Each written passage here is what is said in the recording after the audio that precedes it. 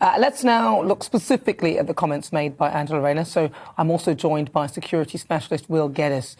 Will, thank you very much for joining me. Now, she talked about shooting terrorists first and then thinking later. Does she have a point? Well, I think in a very general summary, it's a bit of a slipshod comment because, you know, the police have been operating under certain remits and operational procedures since 2003 when Operation Kratos was developed, which was a system designed by the Metropolitan Police to deal specifically with terrorists. And they consulted with countries around the world, such as Sri Lanka and Israel, who dealt with suicide bombers.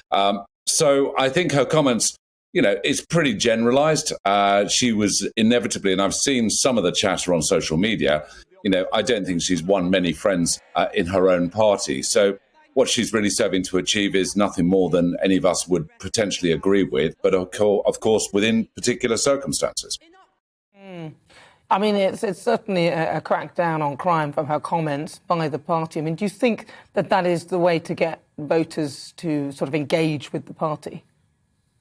Well, I think coming out with comments is fine and dandy as long as there's some kind of operational procedure and directive behind it. I think she could have a strong word with Sadiq Khan, for example, here in London, where he's taking a very soft soap approach as far as I can see. The Metropolitan Police, I know that there are many officers, many of whom I count as close friends, who signed up to try and deal with antisocial behaviour, hard crime, target criminals, and are having themselves somewhat handcuffed in being able to do so in this sort of woke society that unfortunately we have to be in. So I think, yeah, absolutely, we should be tougher on crime. We're not as tough as we should be. I don't think members of the general public feel reassured. So Angela Rayner's comments, great, but back it up, Angela. How are you going to take it from there? Yeah, that would be interesting if they could have some sort of policy. The other thing is, obviously, there is a side where people will say that if you shoot first and ask questions later, that it risks harming someone that could turn out to be innocent. I mean, we had the John Charles Menendez case, and that didn't go down well at all.